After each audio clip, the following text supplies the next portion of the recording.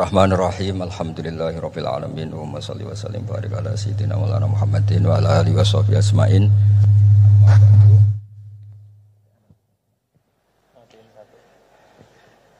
Alhamdulillah niki ngaji bareng juga enggak ngerti polanya juga. Yang terhormat nih wonten Bapak Rektor, wonten Mas Zainul Masdi, wonten Ketua Badan Wakaf Mas Warsono Muhammad sedanten saya hormati. Ini katanya untuk bahagia.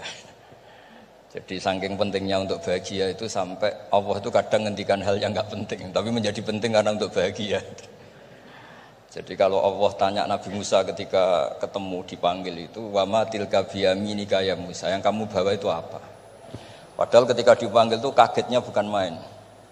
Misalnya pegawai UI dipanggil rektor itu kagetnya bukan main. Bawaannya rektor itu mesti nyalahkan. Mesti pikirannya orang itu mesti ketua badan wakaf ya sama. Mesti mau negur atau apalah. Nah, bawaan orang dipanggil atasan tuh grogi, maka Allah ngendikan yang rileks.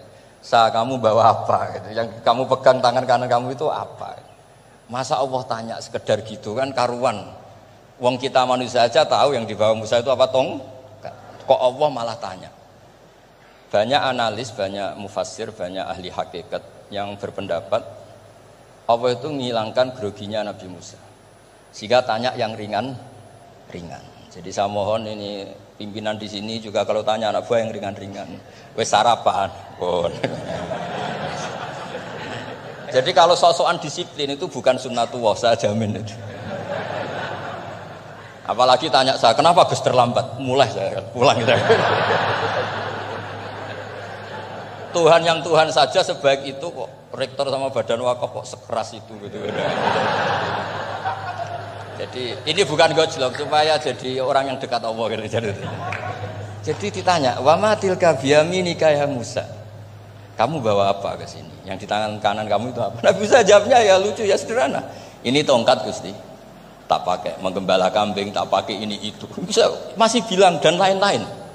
Kayak laporan keuangan tuh, kalau susah nerangkan itu dan lain. Terakhir ditutup waliya fiha ma'aribu ukhra, dan masih ada lagi yang lain di depan Allah. Kamu lapor audit di badan wakaf, diterima enggak laporan lain tadi? Ini teman saya lama ini. Saya di UI itu sudah lama, cuma inginnya dikenal Allah, tapi sekarang malah dikenal rektor. Aduh repot lagi.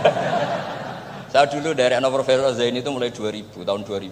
Dekat sekali dengan saya. Sering ke rumah saya, ke kontrakan saya karena diskusi tafsir.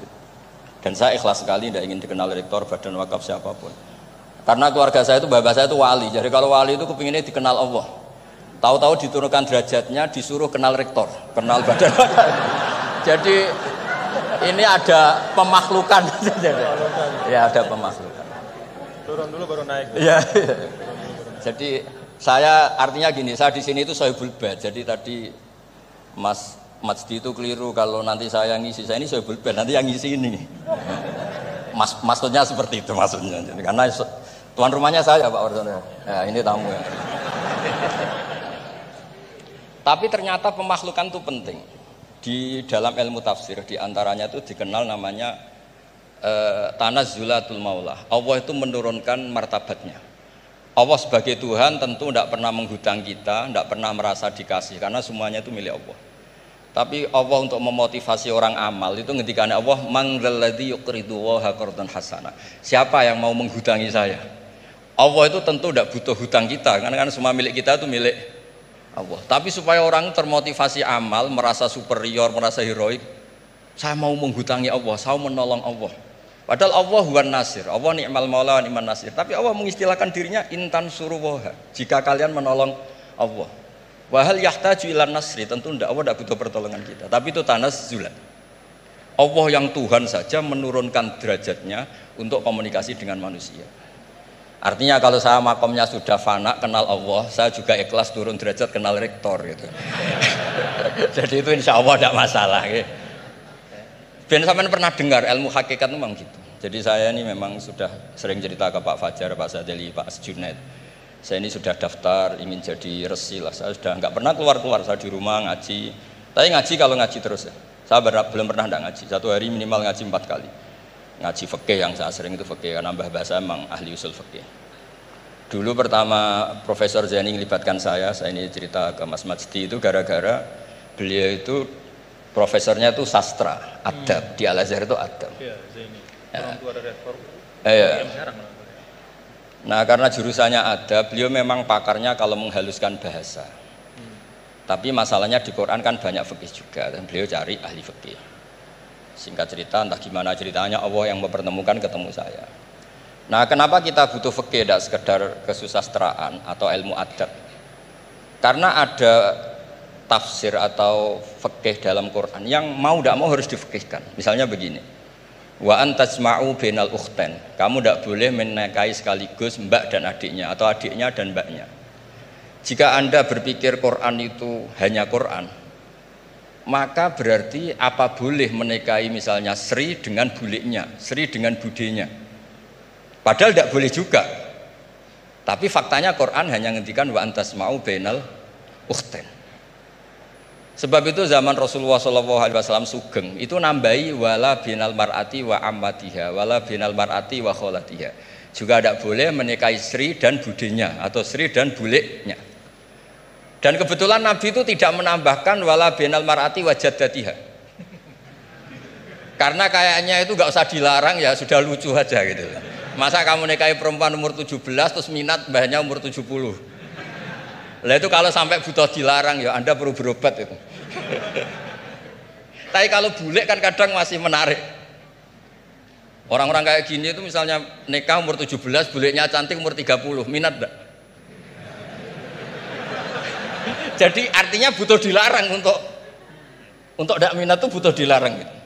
Tapi kalau mbah nah, ngono kok ditakon. Ini pakarnya. Ini tetangga saya orang Bojonegoro, dulu benderanya Profesor Zaini juga. Artinya andai kan tidak ada usul fikih ini mimbabi itlaqil ba'di wa iradatil qul. Meskipun usul fikih itu yang menginduk ilmu balaghah, ilmu ini itu. Jadi Allah menyebut bainal ukhtain artinya diganti bainal mahromain. Jadi ukhtain itu ibaratun atau itlaqul ba'di, yaitu ukhtain mewakili kata mahromain. Dua perempuan yang punya hubungan mahram tidak boleh dinikah bersamaan untuk orang-orang yang poligami. Ini penting supaya semua tafsir juga gitu, lafat-lafat yang ada mahdzufnya itu kita jaga, baik itu secara keilmuan maupun secara fikih. Keilmuan misalnya begini, orang yang dilaknati Allah, mala'anahu wa ghadiba alaihi, di antaranya diteruskan wa ja'ala minhumul qiradata wal khanazira wa abadat tauhid. Lalu misalnya secara penelitian tidak pernah ada makhluk manusia yang dulu jadi kera. Tapi melihat ayat itu seakan-akan itu pernah ada periode atau kejadian di mana manusia itu dirubah jadi kera.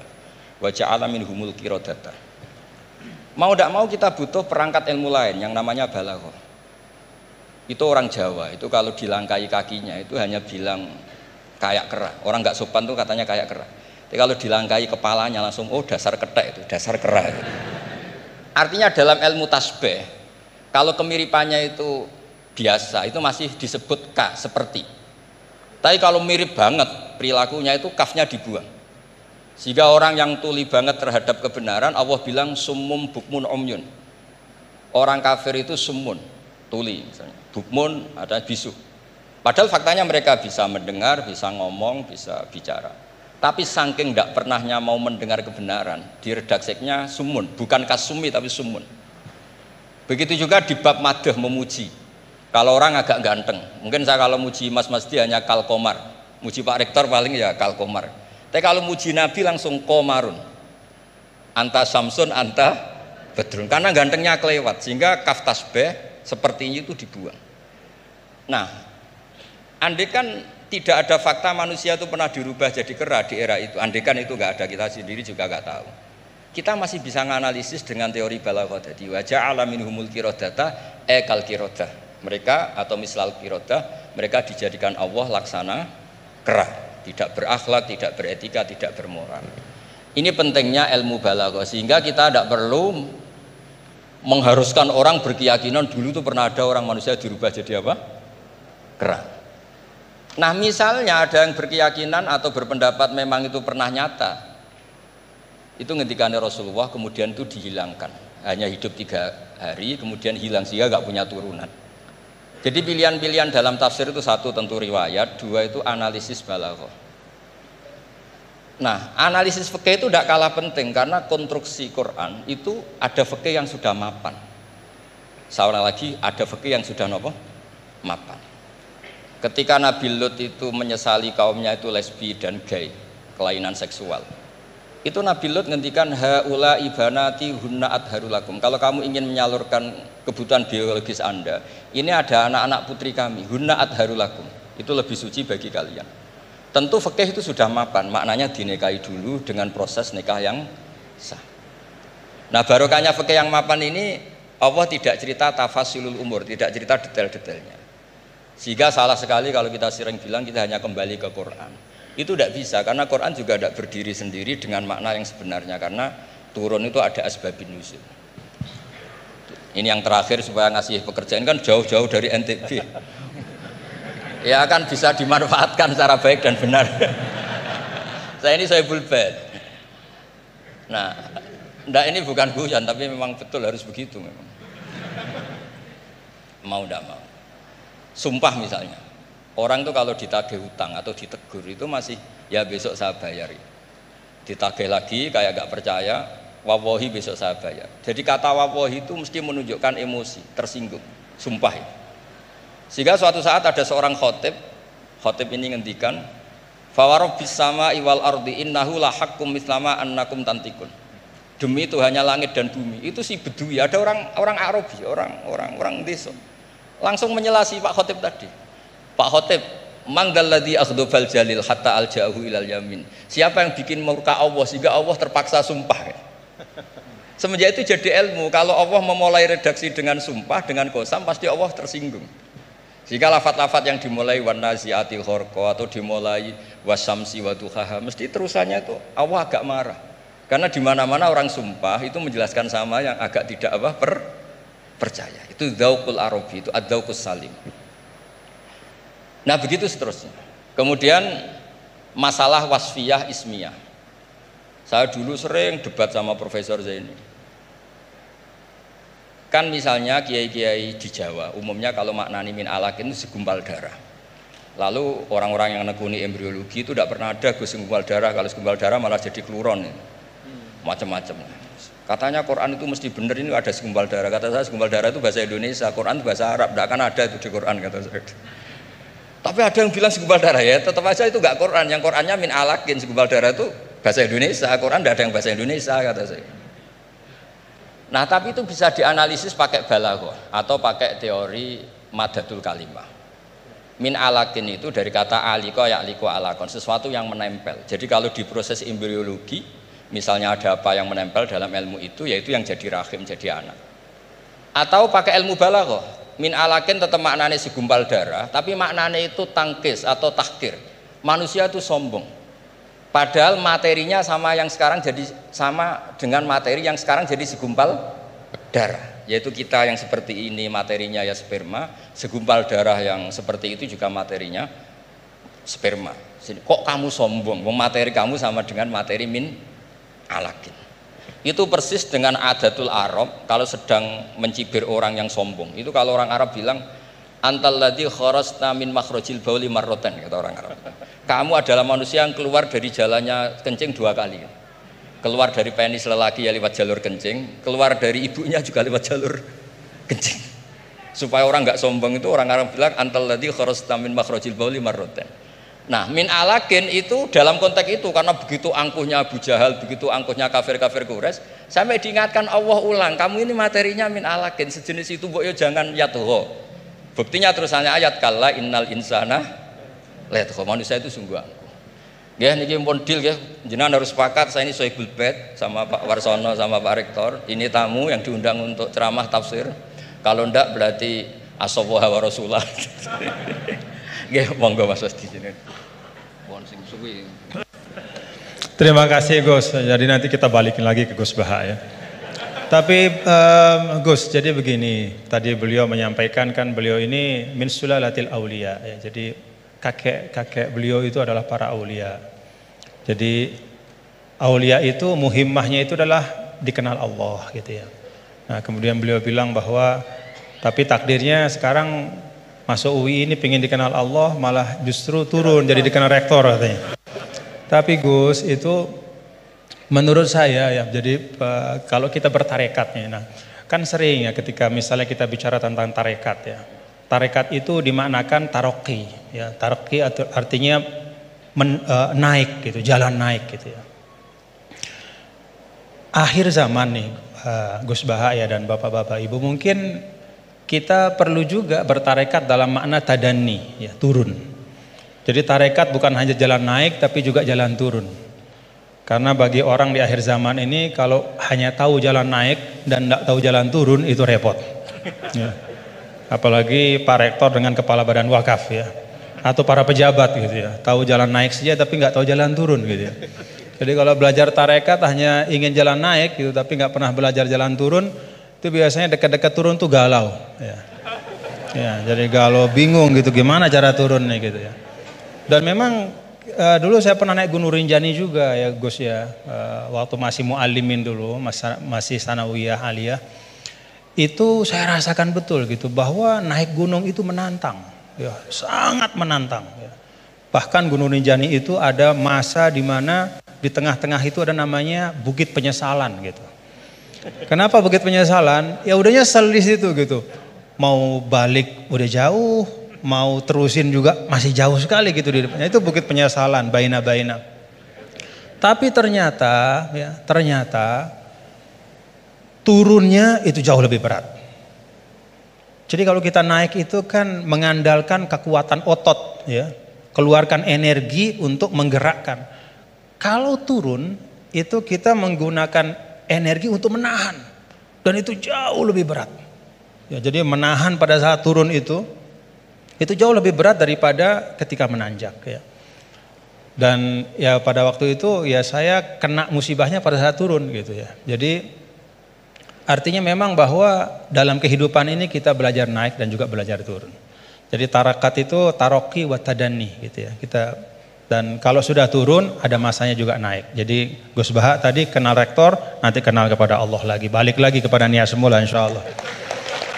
Nah, saya ingin sampaikan nih, beliau tadi sedikit sekali ya, dalam waktu yang sangat singkat, tapi itu menyampaikan hal-hal yang sangat penting ya.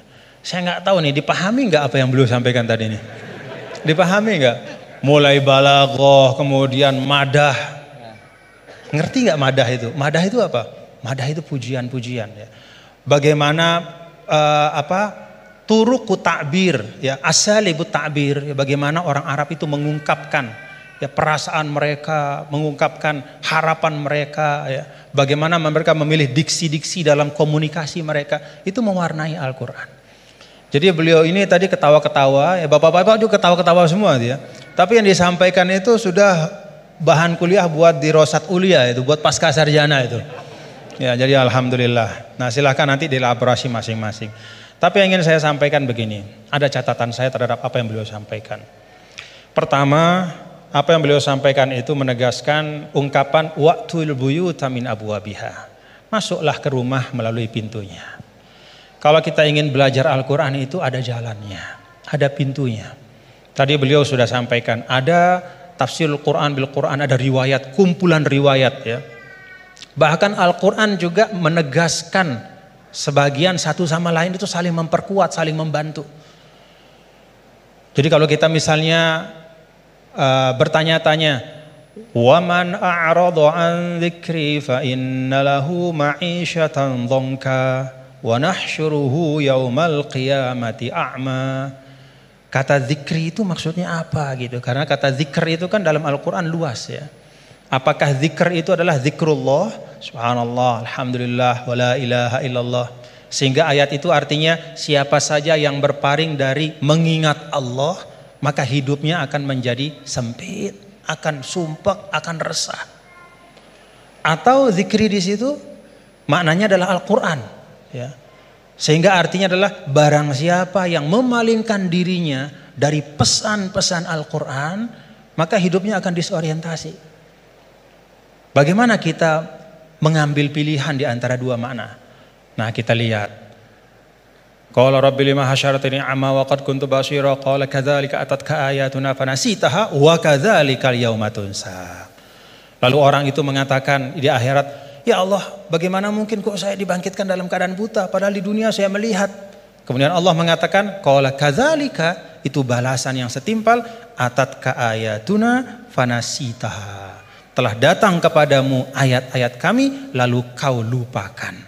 Nah, dari ayat ini maka ulama menafsirkan kata zikri. Oh, yang dimaksudkan dengan zikri itu adalah ayatuna, yaitu Al-Quran.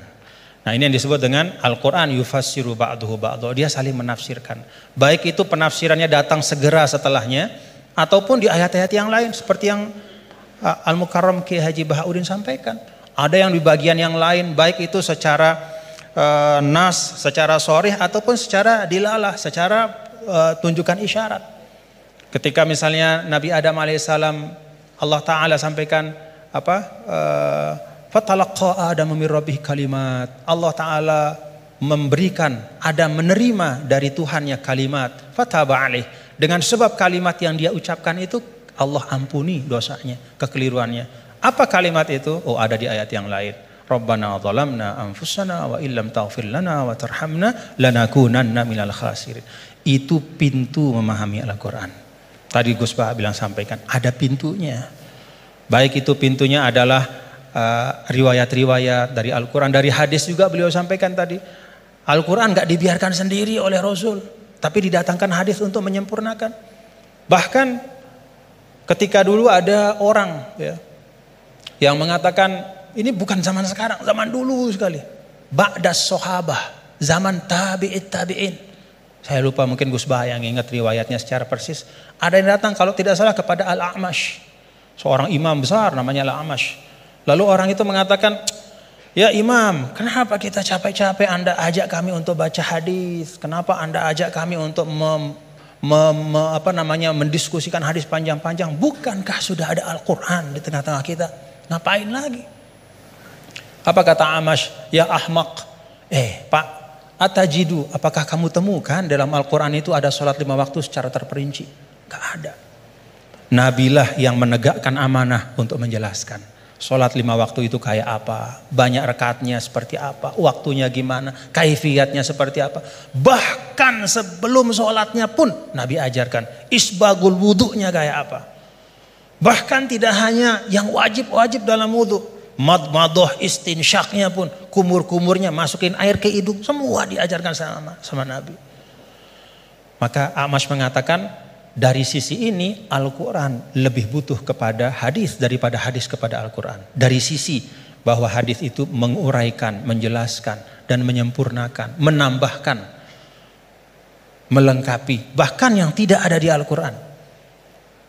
Nah, itu pintu memahami Al-Quran. Karena itu tidak boleh dan tidak ada istilahnya namanya ahlul Quran dalam makna bahwa hanya mau Quran saja, nggak mau tahu apa kata hadis. Itu nggak ada istilah dalam Islam. Ilmu yang muktabar selalu Al-Quran bersama dengan hadis Rasulullah SAW. Lalu yang kedua pintunya apa? Ya asbabun nuzul. Tadi juga disinggung selintas oleh guru kita bahwa ada sebab-sebab dari turunnya Al-Quran, ayat-ayat Al-Quran. Yang kalau sebab ini nggak difahami, bisa saja ya dalam beberapa kasus orang salah faham. Dan itu kejadian. Kejadiannya bahkan sekali lagi bukan hari ini, bukan kemarin, tapi dulu pada masa orang-orangnya itu masih berhimpitan, berdempetan dengan Rasulullah SAW. Ada seorang sahabat didatangkan, kalau tidak salah pada masa Sayyidina Umar bin Al-Khattab radhiyallahu anhu. Lalu dia ditanya, kenapa kok kamu minum minuman keras gitu kan? Dia mengatakan, loh kan saya ini orang beriman, saya kan orang bertakwa. Kan di Al-Quran tuh ada, laisa 'alal ladzina amanu wa 'amilus solihati junahum fima ta'imu idza mattaqaw wa amanu ila akhir ayat. Enggak masalah kalau sudah beriman bertakwa makan minum apapun. Begitu. Kalau ini secara harfiah kita baca ayat itu. Lalu karena dia baca ayat itu saja, dia beranggapan oh berarti makan minum udah bebas karena sudah beriman bertakwa. Nah, saat itulah kemudian diluruskan, ya, diluruskan bahwa ayat ini sabab nuzulnya adalah ketika ada sebagian sahabat yang datang kepada Rasulullah Shallallahu Alaihi Wasallam dan bertanya, ya Rasulullah, ada teman-teman kita yang sudah meninggal, mereka syuhada pada saat perang-perang, mereka mati syahid, mereka meninggal sebelum turunnya ayat yang mengharamkan khamr. Bagaimana nasib mereka ya Rasulullah? Padahal mereka meninggal dalam keadaan masih minum khamr. Jadi meninggal ya masih minum karena memang belum turun pengharaman. Maka turunlah ayat ini menjelaskan. Oh, kalau memang orang nggak tahu, belum ada taklif kepada dia, nggak dosa. Nah, sebagian ulama kemudian menarik ayat ini juga ke masa sekarang. Ya. Kalau misalnya ada di tempat-tempat tertentu, misalnya ada katakanlah dakwah Islam masuk ke suatu negara misalnya, lalu para dai itu menyampaikan tentang tauhid, menyampaikan tentang rukun iman. Baru disampaikan tentang rukun iman, rukun Islam, kemudian orang itu dia bersyahadat, dia baru sholat, lalu dia meninggal. Dalam keadaan dia masih minum khamar. Pada saat belum dijelaskan oleh dai itu bahwa Islam mengharamkan khamar. Bagaimana hukumnya dia gitu? Dia masuk orang baik apa gimana? Oh enggak, berarti dia tidak terkena ya kepada kewajiban untuk menjauhkan diri dari khamar karena memang belum dijelaskan. Nah karena itu kita bapak-bapak saudara-saudara kita berlapang-lapang lah seperti yang guru kita sering sampaikan, kita berlapang. Jangankan pada masa sekarang, pada masa dulu saja ketika masa Imam Ghazali. Apa kata Imam Ghazali? Ini tentang dakwah. Kata Imam Ghazali, menurut saya ya, Ahlur Rum ya, orang-orang yang ada di daerah-daerah yang berjauhan, jauh dari pusat Islam. Dan karena itu dia tidak dapat pesan Islam. Dia nggak ngerti Islam itu apa. Atau Islam itu sampai tapi fi wajhin musyawash. Bentuknya udah nggak benar. Ya. Disinformasi tentang Islam. Maka kata Imam Ghazali, orang itu menurut saya hukum mereka adalah sama seperti hukum ahlul fatrah. Jadi nggak bisa kita mengatakan misalnya orang, mohon maaf, orang di belahan dunia Skandinavia misalnya di negara-negara yang jauh gitu, kemudian kita hukumkan wah mereka itu adalah orang kafir, mereka itu mukhallat finnar. Belum tentu, kecuali setelah kita pastikan bahwa cahaya Islam sudah sampai dalam bentuk yang sebenarnya dan mereka menolak dengan kesadaran. Itu namanya kufur. Al-juhud, menolak dengan kesadaran. Kalau sesuatu itu nggak sampai, dia mau nolak apa? Atau kalau sesuatu itu sampai tidak dalam bentuk yang benar, dia nggak salah kalau nolak. Misalnya hari-hari dia dapat berita Islam agama teroris, misalnya nih dari medianya, itu aja yang dia konsumsi. Kita nggak punya dai ke sana karena nggak ada kita yang menguasai bahasa Skandinavia misalnya, nggak ada yang ngerti bahasa Finland, maka kita nggak pergi ke sana. Kita di sini saja di Indonesia, lalu kita hukumkan orang di sana di mana-mana hanya karena dia tidak la ilaha illallah Muhammadur Rasulullah berarti kafirun mukhalladun finnar. Enggak, belum tentu. Kata Imam Ghazali bisa jadi itu ahlul fatrah. Nah, dengan itu maka kita lebih tenang di dalam berdakwah, tidak mendahulukan memvonis seseorang, sekelompok orang, tapi tausilud dakwah yang kita utamakan, menyampaikan itu yang diutamakan. Nah, tadi beliau menyampaikan itu tentang sabab nuzul. Dan yang ketiga yaitu ma'rifatul lughatil arabiyyah, itu pintu. Jadi pintunya itu yang pertama adalah riwayat-riwayat baik dalam Al-Qur'an, ayat-ayat Al-Qur'an maupun hadis, kemudian juga ijma' sahabat. Yang kedua adalah sabab nuzul kita faham. Dan yang ketiga itu mengerti ya masalikul Arab, ya bagaimana cara orang Arab bicara, karena itu juga sangat mewarnai bagaimana Allah Ta'ala ya menurunkan kitab suci Al-Qur'annya.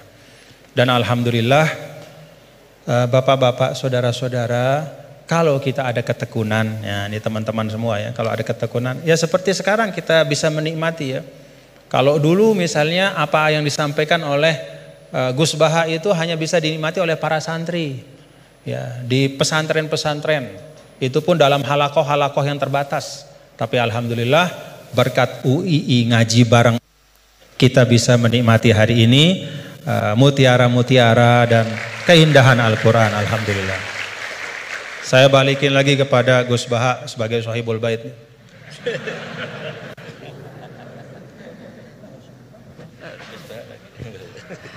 Bismillahirrahmanirrahim. Meneruskan konstruksi ayat ya. Misalnya begini, Anda jangan langsung menyalahkan Nabi Adam. Saya ini sering kampanye untuk membela Nabi Adam. Karena banyak kiai yang cerita Nabi Adam itu salah melulu. Nanti kan kita di surga kan nggak perlu ngajukan kredit, nggak perlu punya istri cantik yang minta ke mall. Karena kelebihannya bidadari itu cantik, nggak minta belanja. Sudah gitu di madu juga nggak protes. Tapi kalau di dunia itu sudah minta belanja di madu protes. Jadi, tapi kenapa Nabi Adam akhirnya keluar dari surga dan kita menyalahkan hanya demi kepentingan supaya tadi punya istri cantik, tidak minta uang apa? Belanja dan boleh dipoligami mau maksudnya. Di konstruksi ayat itu tidak ditampakkan, tapi semua ahli tafsir tahu. Misalnya fadallahuma bihurur, setan menipu Adam dan Hawa dengan curang. Hurur itu nipu. Jadi kalau ngaji nipu itu mulai dulu itu ya gurunya setan itu. Jadi Nabi Adam itu di surga dengan penuh limpahan anugerah. Buah apa saja ada, makanan apa saja ada, enggak bayar. Tempat mewah leg juga enggak bayar. Kalau Anda di hotel leg sedikit aja bayarnya minta ampun. Akhirnya setan itu pura-pura nangis. Nangis terseduh-seduh. Akhirnya Nabi Adam menghampiri. Kenapa kamu nangis? Saya ini iba sama kamu, kasihan.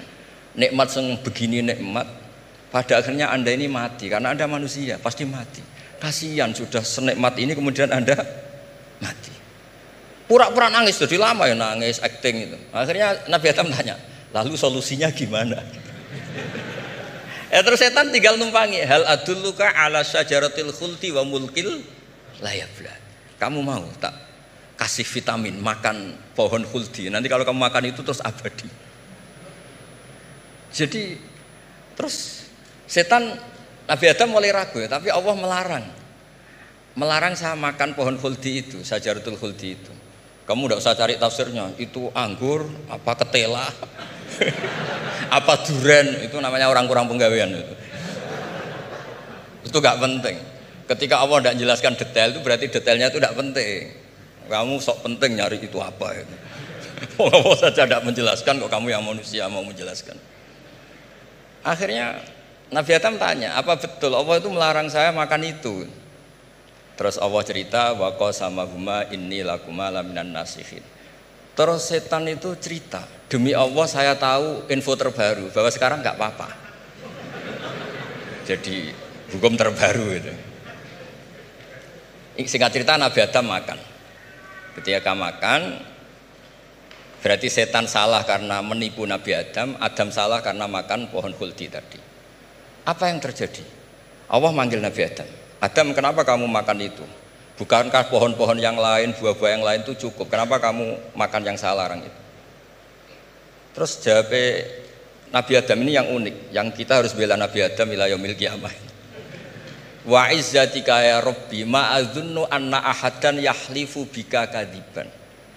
Demi kehormatanmu ya Allah, ketika engkau disebut oleh setan, saya tidak pernah mengira ada orang berani mencatut nama engkau kemudian dia bohong. Loh, ini contohnya Pak Fajar ini. Sama temannya yang paling sering bohong itu dia nggak percaya, tapi meskipun sering bohong kalau dipanggil Pak Rektor, ngecek ulang apa enggak? Kalau kalimatnya dipanggil Pak Rektor, pasti nggak ngecek ulang. Meskipun teman yang sering bohong pasti langsung nyari Pak Rektor. Saya misalnya sebagai murid Mbah Maimun, punya teman yang sering bohong sekalipun, terus bilang, Gus dipanggil Mbah Maimun, pastilah langsung ke sana. Karena disebut nama itu orang sudah tidak berpikir jelimet. Ketika engkau disebut ya Allah, saya tidak pernah ngira ada orang mencatat nama engkau, kemudian dia bohong. Sehingga Allah itu haru sama Nabi Adam. Makanya Nabi Adam itu diusir. Ini meneruskan ayat yang dibaca Mas Majid tadi. Diusir tapi disangoni. Dam, secara prosedur hukum kamu harus saya usir karena kamu melanggar. Tapi tak sangoni, lucu kan? Tak sangoni. Kamu baca ini ya. jadi unik. Makanya ayatnya fatalaqqa Adamu mir Rabbi. Bukan kreasinya Nabi Adam. Kalimat itu bukan kreasi Nabi Adam, tapi hadiah sama Allah. Ini kamu secara laturan tak usir, tapi tak sangoni, ini dibaca nanti. Tapi Nabi Iblis tidak disangoni. Karena memang dia penipu betul. Udah gitu akting pura-pura nangis, pura-pura ini itu. Jadi bener-bener penipu ulung.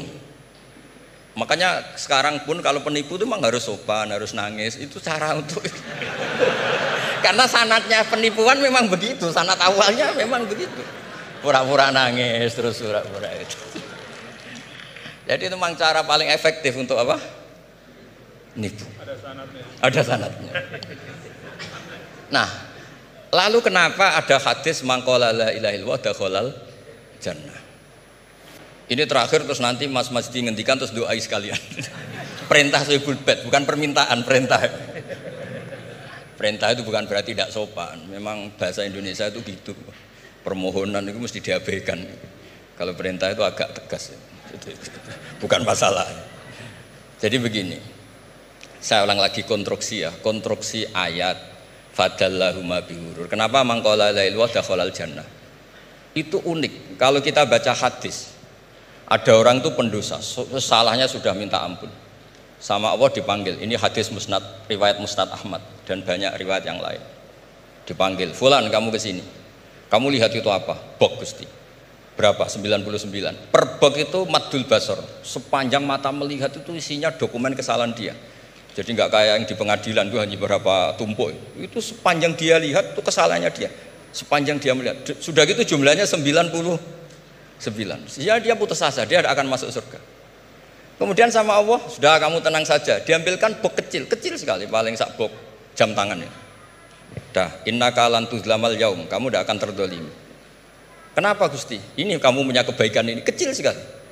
Ya apa efeknya Gusti? Kan nggak ngefek kesalahan seperti itu. Kemudian bandingannya hanya kebaikan sekecil itu. Udah kamu tenang aja. Setelah ditimbang box 99 yang jumlahnya maddul basor kira-kira 3 kilo sama satu wadah jam kecil, ternyata setelah ditimbang itu menang yang 1 jam kecil. Karena isinya la ilaha illallah. Malaikat itu gak berani. Kamu berani, ada namaku kemudian kamu abaikan. Saya dipanggil 1000 mahasiswa UII sama satu Pak Rektor, Pak Fajar. Kemana arahnya? Ke satu rektor apa ke 1000 mahasiswa yang manggil? Pak Rektor, kan ini urusan nasib. Nah ini cerita. Malaikat yang nimbang Pak Warsono itu diprovokasi sama malaikat yang lain. Kamu berani nggak mempertimbangkan kata Allah di situ? Wah ya tidak berani. Nah, itu disebut fala yaskulu ma'asmillahi ta'ala sayun. Dibandingkan asma Allah itu tidak ada yang bisa ngungguli. Nah, di sini terus para torekot, para apa konwiridan Allah. Tapi karena kita ini sekarang sudah tidak ngaji malah tanya, gunanya apa sih muni Allah? Lu nyebut pangerane orang gunane. Oh ini sedang nyebut Tuhannya, kok kamu tanya gunanya apa? Kamu tak kasih uang aja tidak pernah tanya gunanya uang ini apa? Pas dijak wiridan tanya, gunanya apa sih? Oh dasar orang aneh. jadi logis. Lah Nabi Adam juga sama, ketika disebut asma Allah itu nggak mikir yang lain, apa setan itu penipu apa enggak, sudah grogi yang manggil Allah langsung. Nah makanya saya mohon kenapa kita memahami mangkana akhiru kalamihi Allah la ilaha illallah dakhalal jannah. Karena dengan itu malaikat nggak berani macam-macam. Jadi nanti kalau Anda ketemu malaikat tukang hisab, ayo silahkan abaikan nama Allah. Kalau kamu berani berarti tidak malaikatnya Allah.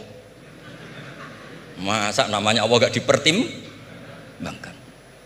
Ya tadi misalnya dosen-dosen UI ada undangan seminar menjanjikan, enggak seminar menjanjikan tapi yang manggil rektor, milih mana?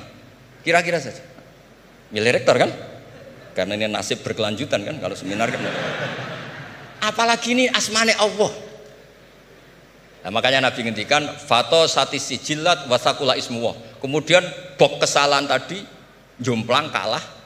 Kemudian yang menang hanya asmanya Allah Subhanahu wa ta'ala. Makanya terus disebut, sudah Nabi ketika tanya amal apa paling baik ya Rasulullah, gini dzikrullah fisirri wal alan gini-gini, dan kamu mati dan kamu hidup walisanu katordun, kamu harus selalu ingat Allah ta'ala.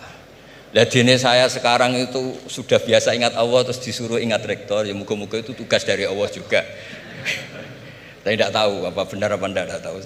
Tapi yang jelas saya tidak jenis orang yang apa ya, terus nganggep apa dunia penting betul, tapi yo penting lah gue sanggup mati.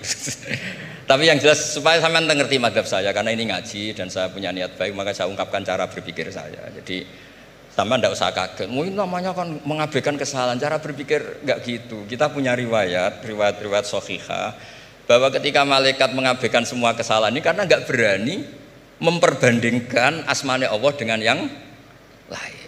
Makanya disebut di akhir hadis fala yaskulu ma'asmillahi ta'ala syai'un. Ketika sudah nyebut Allah harus dianggap selesai. Nggak boleh habis nyebut Allah mau mati kredit, nggak boleh. BPKB di bank ini nggak boleh. Nanti akhir hayatnya bilang BPKB bukan Allah. Nggak harus kata Allah itu mengunci. Disebut akhiru kalami. Lah kalau sampean tanya, kenapa itu menjadi penting? Karena tadi malaikat tidak akan memperbandingkan Allah dengan yang lainnya. Makanya ketika ulama-ulama sufi, kalau kamu habis salah istighfar, nanti di sohifah kamu akan ditulis habis salah. Terus di belakang ditulis, tapi setelah itu dia bilang astagfirullahaladzim. Nanti malaikat tinggal aja kamu teror. Kamu mempertimbangkan Allah apa yang itu? Ini tak ajarin. Kalau tepak ya kamu didengar, kalau tidak malah digebuki. Tidak tahu saya. Tapi itu ijazah resmi ini hari ini. Hadisnya akurat. Ijazah. Nggih ngoten mawon kok nek kesuwen kepinteran nyanyi kula. Assalamualaikum warahmatullahi wabarakatuh.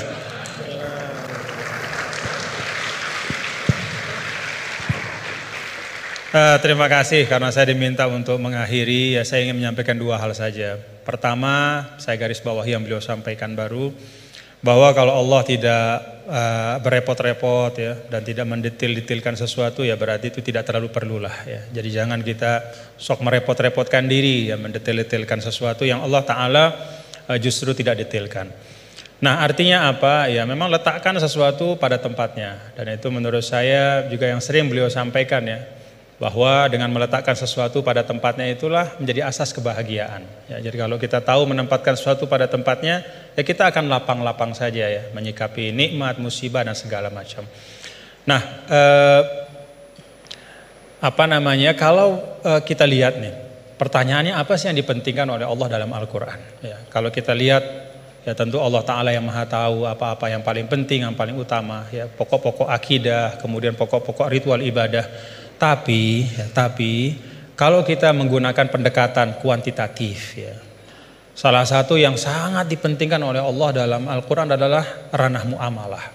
Jadi ranah muamalah itu luar biasa dipentingkan oleh Allah dalam Al-Quran. Ya kalau kita lihat misalnya dari sisi panjang pendeknya ayat saja, 282 Al-Baqarah itu ayat paling panjang dalam Al-Quran adalah tentang transaksi hutang piutang. Ya itu muamalah. Dan salah kalau kita misalnya menanggapi atau mempersepsi bahwa urusan utang piutang itu urusan dunia belaka. Enggak. Ya buktinya Gus Baha tadi nyampaikan beberapa hal tentang utang piutang dalam mengaji barang ini. Berarti sesuatu yang penting. Nah dalam ayat itu juga disampaikan, di akhir ayat tentang hutang piutang itu apa? Wattaqullah wa yu'allimukumullah. Wattaqullah wa yu'allimukumullah. Jadi bahwa muamalahmu, transaksi keuanganmu, hutang piutangmu, hal ihwal tentang keuangan itu menyangkut takwa juga gitu. Itu menyangkut takwa juga. Itu bagian dari ekspresi bertakwa kita. Hutang yang benar, menulis dengan baik, membayarnya juga dengan baik, berhutangnya pun kalau memang betul-betul butuh dan seterusnya. Dan banyak lagi di dalam Al-Quran ayat tentang muamalah. Nah saya sering sampaikan ya, bapak-bapak saudara, kalau kita misalnya menggunakan pembagian yang walaupun kita bisa perdebatkan lah ya tentang validitasnya 100%, tapi ada pembagian yang sederhana oleh para ulama. Pertama, dalam Islam itu ada disebut dengan ruang akidah ya. Yang kedua ruang ritual ibadah, dan yang ketiga adalah ruang muamalah. Semuanya itu tentu dalam makna semuanya hidup adalah ibadah, tapi kalau dibagi ruang akidah itu terkait dengan rukun-rukun iman kita, keyakinan-keyakinan pokok. Itu sifatnya tauqifi, enggak boleh dikreasikan. Jadi apa yang Allah Ta'ala sampaikan, yang berikan ya seperti tadi disangoni Nabi Adam, fatalaqa Adam bil kalimatin fataba alaih. Ya Rabbana zalamna, ya itu sudah sangon dari Allah. Ya iman itu ya kayak begitu. Kita disangoni, diberikan, ditegaskan, dibatasi. Lalu ritual ibadah juga sama, sifatnya tauqifi. Nah pada saat muamalah itu sifatnya beda. Sifatnya itu ijtihadi ibada'i. Jadi sifatnya itu kita dikasih prinsip oleh Allah, ruang muamalah kehidupan ini, namanya sosial, politik, budaya, ekonomi, ya, kita diberikan prinsip, tetapi perinciannya itu diserahkan kepada kita. Bagaimana kita memprosesnya supaya bisa menghadirkan kemanfaatan dan kemaslahatan untuk semua, tanpa menghilangkan prinsip-prinsip itu. Nah, jadi kalau kita dalam konteks misalnya yang beliau sampaikan tadi, ya semua hal-hal yang ada ini selain daripada akidah dan ritual ibadah itu kan muamalah. Maka prinsipnya adalah kita saling melengkapi gitu. Dan saling mengisi dalam kebaikan. Nah, kemudian yang kedua, yang terakhir, ulama juga mengatakan begini. Ketika kita belajar Al-Qur'an, maka kita juga belajar tentang lawazimul makna atau lawazimul faham.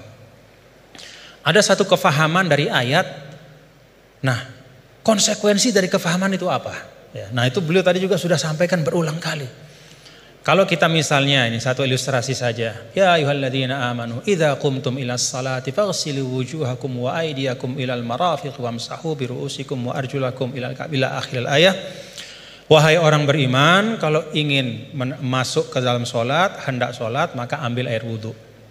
Basuhlah muka dan seterusnya sampai akhir ayat.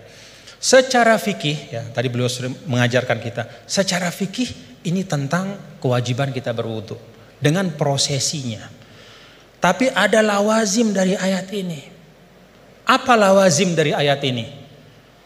Kalau kita bicara wudu, kita bicara sumber daya air.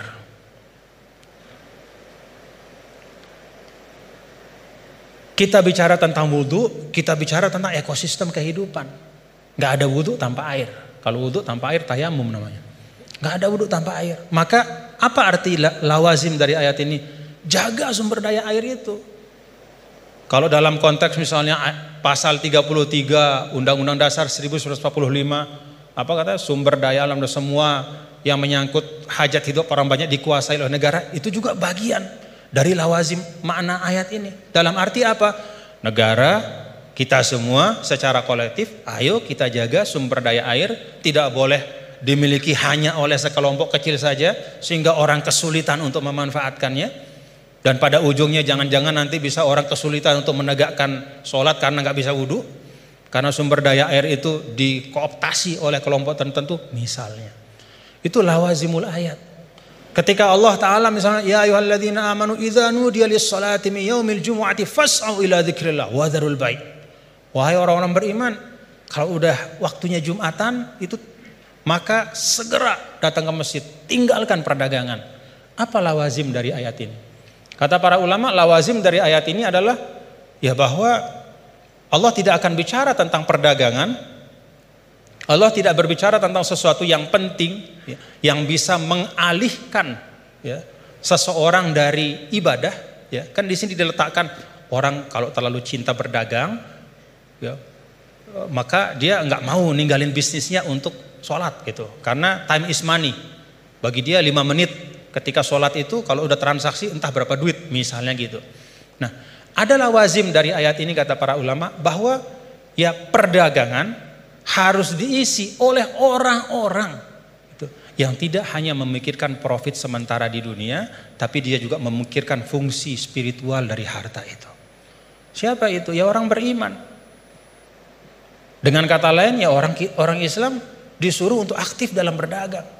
Karena ketika perdagangan itu diisi oleh orang-orang yang tidak punya pandangan lebih dari dunia, kalau kata orang Sasak enggak-enggaknya cuman dia pandang dunia saja, ya dia tidak akan mungkin bisa menunaikan pesan ayat ini.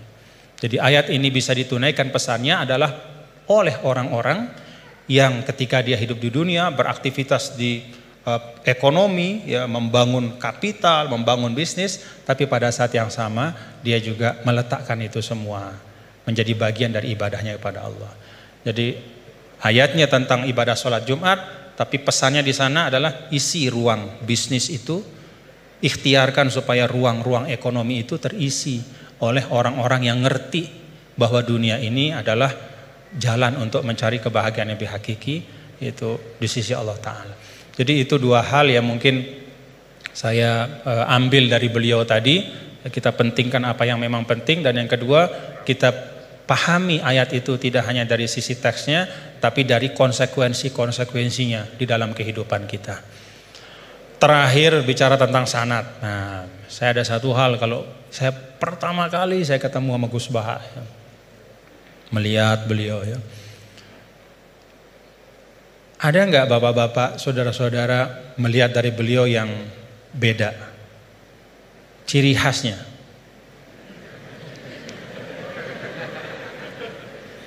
Ciri khasnya beliau itu gini.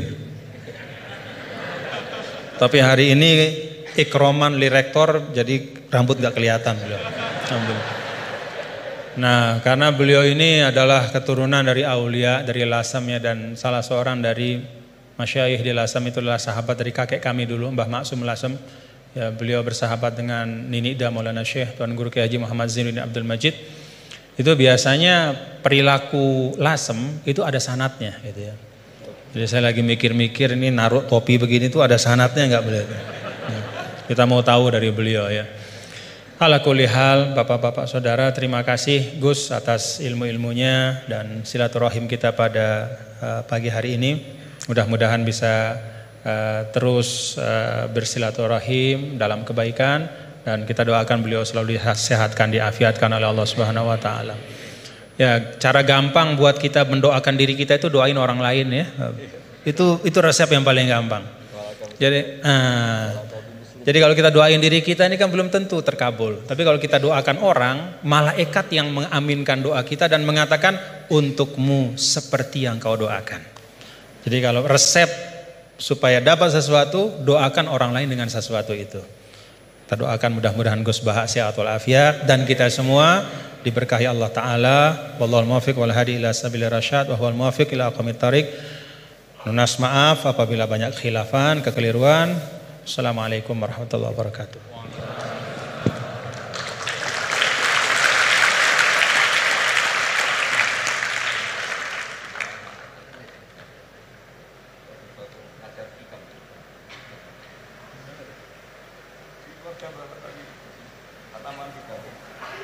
Baik, karena masih ada waktu yang tidak banyak, mungkin sedikit. Beliau juga berkenan untuk ada sesi tanya jawab. Mungkin nanti akan ada maksimal 3 penanya dari mungkin sebelah kiri, kanan, tengah, kemudian kanan. Silahkan 3. 1 dari kiri, ya, yang dekat tiang silahkan. Silahkan berdiri untuk meminta mic dari panitia. Ya, singkat ya. Assalamualaikum warahmatullahi wabarakatuh. Ya, menarik pemaparan dari guru kita semua terkait dengan Islam harus membahagiakan. Yang pertama tafsirnya adalah sekarang ada paham materialisme itu juga menawarkan kebahagiaan, paham hedonisme juga menawarkan kebahagiaan, paham liberalisme itu juga menawarkan kebahagiaan. Jadi Islam bahagianya itu mungkin kita bisa menilai diri kita masing-masing. Hari ini paham apa yang kita pakai untuk bahagia? Apakah betul-betul Islam konsepsi atau Islam yang sudah berkembang jadi modernisme dengan kombinasi kapitalisme, liberalisme, kemudian hedonisme, kemudian yang saya sebutkan tadi cepat. Jadi tafsirnya ayat ini menurut modernisme sekarang kemudian dikaitkan dengan penjelasan tadi, kebahagiaan itu Islam membahagiaan. Orang sekarang dengan duit sehingga monetisme menuhankan duit di mana-mana. Oleh karena itu Islam melakukan revolusi akidah. Bagaimana kembalikan kepada Allah Subhanahu wa taala sebagai satu-satunya yang memberikan kebahagiaan. Sehingga revolusi yang dilakukan kita sekarang apakah bisa dilakukan dengan revolusi takwa? Ali Imran 102. Ya ayyuhalladzina amanu taqwa haqqa tuqatih wa la tamutunna illa wa antum muslimun.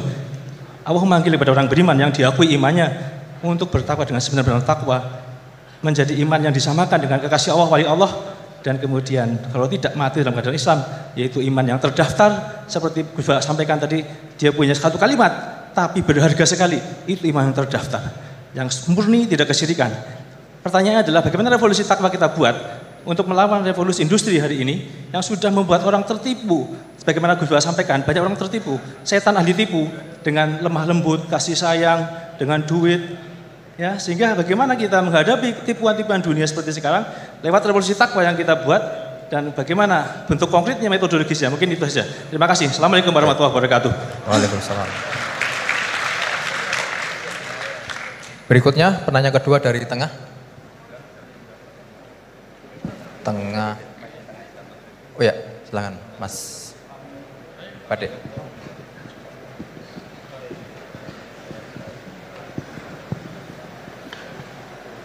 Bismillahirrahmanirrahim. Assalamualaikum warahmatullahi wabarakatuh. Sebelumnya terima kasih saya ucapkan kepada Pak Bajar sebagai moderator telah mempersilahkan saya dan memberi kesempatan. Sebelumnya saya memperkenalkan diri, saya Engki Kurniawan dari mahasiswa Prodi Ekonomi Islam Angkatan 2020. Tanpa mengurangi rasa hormat kepada Al-Mukarram Tuan Guru dan Gus Baha, saya ingin mempertanyakan yang tadi sempat disinggung di awal, yaitu tentang tadayun makus, tentang kekeliruan dalam beragama. Gitu. Kita tahu sekarang bagaimana tentang perkembangan teknologi yang menyebabkan informasi-informasi itu berkembang secara masif mengenai agama-agama gitu, tentang pelajaran-pelajaran dan tafsir Al-Quran gitu. Yang kita tahu tadayun makus ini tentang bagaimana orang-orang menyampaikan yang kurang penting di atas sesuatu yang penting gitu. Nah, sebagai kami mahasiswa gitu yang masih awam tentang agama, bagaimana sih gitu cara kita menangkis agar tidak terjerumus atau terjerat dengan pembahasan-pembahasan yang kurang penting dan menjerumuskan kita ke dalam sesuatu yang sesuatu yang buruk gitu, yang kayak memunculkan perdebatan dan kontroversi. Gitu saja, Pak. Terima kasih. Wassalamualaikum warahmatullahi wabarakatuh. Waalaikumsalam. Terakhir dari Putri, paling depan, kerudung biru. Oke, silahkan. Bismillahirrahmanirrahim. Pertanyaan fikih sangat sederhana tapi saya tidak paham. Saya bacakan bagaimana cara mengajarkan istihadhah yang memudahkan kepada anak perempuan yang belum baligh, Gus Baha.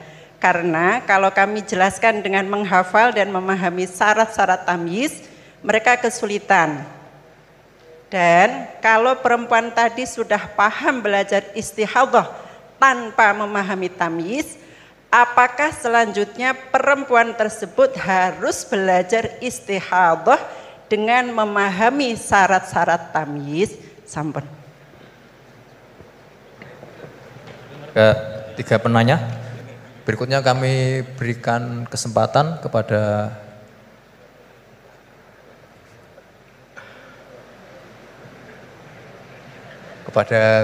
Gus Baha untuk menjawab. Kamu itu jadi jabat itu bukan tanggung jawab.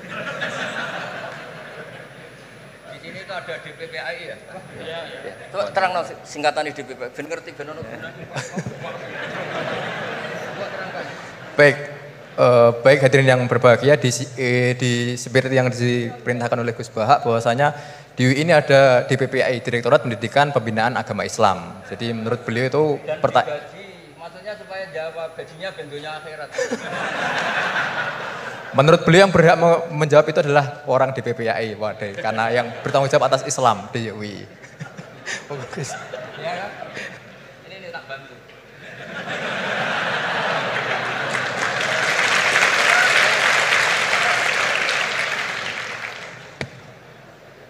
Jadi harusnya kan sudah tugas, mandat, ada SK-nya, ada fasilitasnya. Kalau gaji itu kayaknya kasar fasilitasnya. Jadi harusnya yang jawab itu ya ketua DPPA, iya. Tapi sudahlah karena saya ini orang baik tak tolong. Begini ya, jadi perspektif Islam atau taqarrub ilallah itu mulai dulu itu orang mau tidak mau subjektif, tapi hukum pokoknya sama. Misalnya orang mencintai Allah, ada yang saking mencintainya itu tidak pernah nyebut Allah. Ada wali itu mencintai Allah tidak pernah nyebut Allah, karena dia takut ini nama sakral, jangan-jangan dilecehkan. Imam Malik itu pernah ada seorang pengemis datang, ya Imam Malik saya minta uang. Imam Malik jawabnya itu, saya tidak punya uang, baru tidak bawa uang, juga tidak punya uang. Kamu besok ke rumah saya atau nanti ke rumah saya, tak kasih uang. Terus diberi nasihat sama temannya.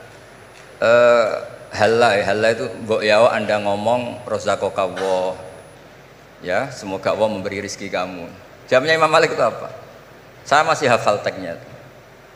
Fa'ana ujillu ismallahi ta'ala an askuro indaman yakrohu sama'ahu. Ada yang baca sima'ahu walau dimna jumlatin. Saya tidak mau nyebut nama Allah pada orang yang nggak suka nama itu, meskipun tuh hanya secara apa itu eksplisit. Artinya kalau dongak itu serang di duit, jaluk duit untuk kayak itu kira-kira itu. Wong saya mintanya uang kok dikasih apa? Doa. Jadi kadang-kadang orang cara mencintai Allah itu, lah ya bagi pengemis tadi rozaqaka Allah itu maknanya kan nggak mau memberi kan? Doa tadi kan disimpulkan nggak mau memberi. Sama seperti kita di Jawa ada keponakan misalnya mau mondok pamit padenya, kata padenya ya wis le tak sangoni selamat, ya sudah tak sangoni selamat. Selamat ndonga tok gak modal agak tunggale. Berdoa saja tanpa modal. Nah, Sayyidina Umar radhiyallahu anhu itu diantaranya orang yang meriwayatkan hadis Inna wa ta'ala kallafani an asrifa an du'a. Allah memaksa saya, menugaskan saya supaya tidak semuanya itu dikonsultasikan kepada Allah Subhanahu wa ta'ala. Sehingga banyak kiai kalau ada orang potongan rai mustajab, wajahnya itu tidak meyakinkan mustajab doanya. Iya saya ini miskin, utang saya banyak. Nggak akan diijazahi disuruh doa atau duha atau baca waqiah. Karena sekali itu dipraktekkan dan kita tahu potongan gak mandi, itu nanti nyalahkan institusi doa. Jute saya duha juga tetap miskin, saya doa juga tetap miskin. Daripada Allah disalahin mendingan pon sing kerja tenanan. Sayyidina Umar ketika ada orang minta uang dan minta doa, kamu harus kerja yang serius. Fa innas sama ala tumtiru daban, langit tidak akan menghujankan apa? Emas. Jadi di mana-mana mencintai itu ekspresinya macam-macam. Ada ulama yang saking senengnya umatnya Nabi seneng silaturahim. Ada ulama yang saking senengnya umat Nabi gak suka silaturahim dengan arti berkunjung karena itu dianggap mengganggu. Teman kita punya anak, punya istri, kadang pas harmonis kita datang terganggu. Wong saya pernah dolan di orang, pas tukaran sama istrinya, itu berhenti dulu ada Gus Pak, nanti teruskan. Ternyata orang tengkar itu diganggu juga gak suka. Jadi tiket, cek, ono Gus Pak, kok terus no. Jadi ternyata orang bertengkar juga gak mau diganggu. Setelah itu tak tanya, tadi diteruskan tengkar aja, materinya lupa Gus. Materi untuk nyerang istrinya lupa. Nah begitu juga zaman Rasulullah SAW. Banyak sahabat yang saking senengnya Nabi sering sowan istifadah. Ada yang saking senengnya Nabi nggak sowan, takut ganggu. Nabi punya keluarga, punya anak, punya istri. Ada yang saking senengnya Nabi, kalau ketemu Nabi itu melihat wajahnya sampai dia tahu detail wajah Nabi kayak apa, rambutnya kayak apa. Ada juga yang sama sekali ditanya, sifli wajah Rasulullah, tolong ceritakan ke saya wajah Nabi itu kayak apa. Saya tidak pernah melihat wajahnya Nabi. Loh, Anda ini sahabat masa tidak melihat wajahnya Nabi? Ijlalan rasa kalau ketemu beliau itu hormat sekali sampai nggak berani menatap mukanya. Sama-sama seneng, tapi ekspresinya beda. Saya kalau ngaji usul fikih di pondok saya sering cerita, fal yukrim doifahu, fal yukrim jarohu itu Islam hanya memerintahkan ikram, memuliakan. Tapi prakteknya beda-beda. Di kampung kamu ketemu tetangga, tidak tanya itu sombong. Tapi kalau di kota ketemu tetangga tanya, namanya kepo. Dianggap ganggu privasi. Sama-sama maknanya ikram. Ibnu Abbas itu kalau sholat cepatnya bukan main. Katanya seneng Allah, munajat lah kok seneng cepat, berarti gak begitu seneng. Tapi Ibnu Abbas kebalik cara tanya. Kenapa kamu kalau sholat cepat? Setan nata-nata mau goda saya, ternyata saya selesai, jadi kecelik dia. itu juga ilmu. Ya artinya cara itu tidak usah distandarkan gitu. Ya monggo lah, sementing ada sanadnya. Ada apa? Ada sanadnya. Ya saya seperti datang ke sini itu mungkin bagi Anda bagus. Wah Gus Pak kersorawa alhamdulillah. Jari santriku, waduh gak ngaji meneh diganggu wong UII. Jadi Anda statusnya bagi saya pengganggu. Nah, itu juga yang terjadi di tafsir. Wasab atin idza roja'tum. Ada pelanggaran tertentu di puasa, itu kafarohnya itu fasyamu salasati ayamin fil haji wasab atin idza roja'tum. 7 ketika kamu pulang. Itu kata Abu Hanifah, 7 hari ini boleh dilakukan di kawasan Mekah. Asal selesai haji sudah. Tapi bagi Imam Syafi'i pulang itu harus sudah sampai rumah. Sekarang saya beri pertanyaan. Ketika Pak Fajar ini acara selesai, terus dia pamit saya pulang. Gus, saya tak pulang. Bagi saya dia sudah pulang, meskipun masih di jalan. Tapi bagi istrinya, istilah pulang kalau sudah sampai rumah. Lalu idza raja'tum itu pulang itu menurut siapa? Mas Majdi nanti ketika sudah pamit di bandara, kita bilang sudah apa? Pulang. Tapi kata istrinya, belum. Sama-sama istilahnya wasab'atin idza raja'tum. Ada kiai itu tidak pernah mikir Islam, sama sekali. Sebenarnya sama Islam bukan main, tapi gak tahu mikir Islam. Tak tanya Islam agamanya pangeran, Gus, mbok pikir keliru, ono sing duwe. Islam itu milik Allah, ya, mesti diurus sama Allah, tidak usah kamu pikir. Allah sendiri nanti yang ngatur Islam. Ternyata saking tawakalnya nggak mikir. Ya ada juga yang mikir Islam semangat malah keliru saking semangatnya. Ya macam-macam, sama-sama mencintai Islam. Coba kalau kamu seneng sama anak-anak, anak kamu main pakai motor atau pakai ontel. Pilihannya dua, kamu peduli, ayo kawal nanti kalau jatuh, ayo kawal sama pembantu ini nanti kalau jatuh. Itu ya bukti cinta. Ada enggak? Sembarno ae wis pinter. Anakku wis pinter, nak tiba tangi dhewe, anakku sudah pinter kan. Itu juga penghormatan pada anak. Jangan kira makna seneng itu harus terbentuk satu versi. Seneng anak ya nak dolan dikawal. Ternyata yang membiarkan juga bentuk penghormatan bahwa anak ini sudah mandiri. Ya, terus yang masalah istikhadah itu masyhur itu di riwayat Hamnah binti Jahsh. Hamnah itu haidnya melebihi hari wajar. Terus sama Nabi, sudah kamu saya haidkan sesuai tanggal yang sebelum kamu kena penyakit ini. Itu kamu anggap haid, lainnya kamu anggap istikhadah. Itu istikhadah paling gampang. Ikuti saja fatwanya Imam Syafi'i. Jadi misalnya Januari kok 6 hari, Februari kok sampai terus mulai ada penyakit sampai 1 bulan keluar darah, Maret keluar darah, itu kata Imam Syafi'i ngikuti riwayat tadi, sudah kamu fatahayadi terus sitata ayam atau sabata ayam, terus Nabi ngendikan kamu menghaidkan seperti bulan-bulan sebelum kena penyakit istikhadah itu. Lainnya di istikhadah. Itu namanya rudat ilal adat. Jadi supaya ndak ribet pakai tamyiz diukur. Ini darah ini lebih kuat dibanding ini, yang lemah ndak kayak sing tukang delok ya sapa gitu. Apalagi yang ditanya itu lelaki gitu tuh. Oh, itu kan ya agak repot lah, cobalah agama ini tidak perlu repot-repot seperti itu. Jadi ini sebagai senior saya kasihan sama Pak Junet ini. Harusnya beliau nanti yang kena hisab pasti Pak Junet. Jabatannya mau, tanggung jawabnya nggak mau. Ya tapi kebetulan ada orang baik di sini ya, alhamdulillah saja. Kalau ketemu saya tuh cium tangan bolak-balik. Tapi niatnya kayaknya mau supaya saya mau backup gitu. Nah ini yang satu pertanyaan Mas Wasdi ini masih kan 3, saya jawab 2.